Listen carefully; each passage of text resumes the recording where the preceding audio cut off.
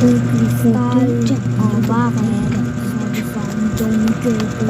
Ikaw daw ang pumusok na crocodile niya. Tsaka yung kotse ni Kuya Rema. Dito mabura.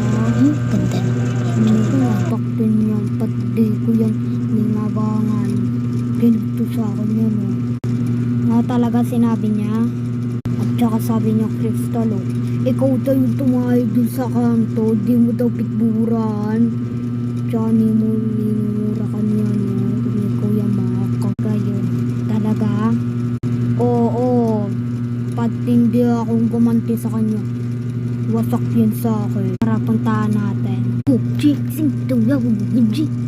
Eto, Crystal, ityayabani ka na ng anak mo. Hoy, Jepoy, ano ka? Kung ano hindi mo nang bubura ano tsaka yung tayo mo, wasak